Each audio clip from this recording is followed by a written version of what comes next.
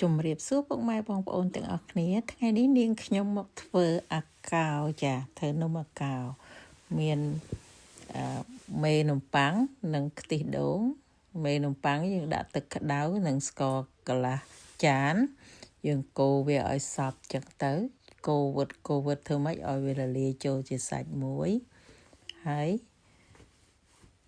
កូរឲ្យសព្វហើយយើងក៏យកវាទៅទុក5មីនិតសិនដើម្បីឲ្យវានេះចូលជាតិគ្នាឥឡូវយើងមកលាយម្សៅវិញចាចាប់ផ្ដើមចាក់ម្សៅហ្នឹងគឺម្សៅហ្នឹងគឺម្សៅធ្វើនំអាកោនឹងតែម្ដងចានាងខ្ញុំដាក់ស្ករមួយកូនចានហើយនឹងខ្ទិះដូងមួយកំប៉ុងហើយនឹងដាក់អំបិលបន្តិចចាឥឡូវយើងសម្បាច់វាសម្បល់វាដើម្បីឲ្យស្ករនឹងរលាយចូលជាសាច់មួយហើយយើងចាក់ខ្ទិះដូងហ្នឹងក៏យើងចាក់បន្តិចម្ដងទេខ្ញុំចាក់3ដង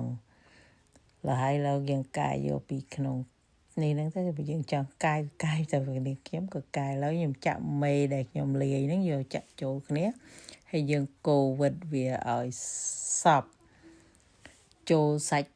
មួយកុំឲ្យវាមាននៅសល់ម្សៅកកឬក៏ក្រើមអញ្ចឹងណាហើយយើងកូរឲ្យសព្វហើយអញ្ចឹងទៅ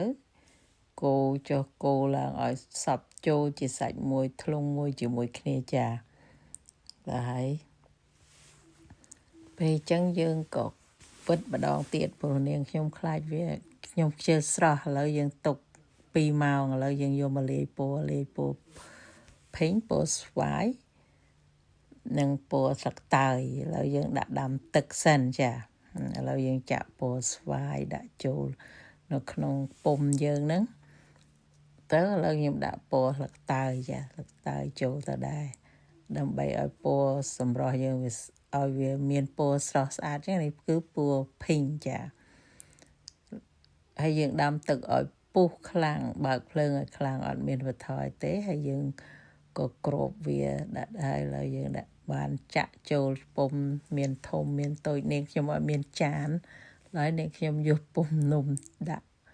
ចាក់វាទៅក៏មួយយ៉ាងដែរចាហើយវាមើលទៅពណ៌ក៏ស្រស់ស្អាតដែរតាមពិតខ្ញុំធ្វើនេះវាលាយពណ៌ដូចចាស់បន្តិចវាទៅនំខ្ញុំក៏ចិត្តបានឆ្អិនហើយ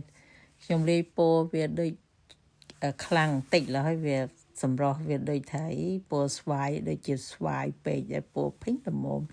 ពណ៌ស្លឹកតើយល្មមតែពណ៌ស្វាយដូចដិតពេកចាតែផ្អែមក៏មិនសូវផ្អែមតាមចិត្តបងប្អូនដាក់ទេនាងខ្ញុំដាក់ខណៈឡែមទេមកពីអត់ចង់ឲ្យមានជាតិផ្អែមខ្លាំងចាឥឡូវនំខ្ញុំបានឆ្អិនហើយទុកឲ្យត្រជាក់សិនឥឡូវបានត្រជាក់ហើយខ្ញុំក៏វាច់ពុម្ពនឹងចេញទៅពុម្ពនឹងស្រួលណាយើងលាបខ្លាញ់បន្តិចទៅឥឡូវយើងសម្បាច់វាចេញអញ្ចឹងកាលមុនយើងដាក់ម្សៅយើងទៅលាបប្រេងនៅក្នុងពុម្ពហ្នឹងណាចាឥឡូវបានរួចរាល់ហើយចានេះមើលឆ្ងាញ់តែវាអត់បានរីកដូចនេះមកពីនាងខ្ញុំចាក់ម្សៅអត់សូវពេញពេកឡើយខ្ញុំដាក់ម្សៅបន្តិច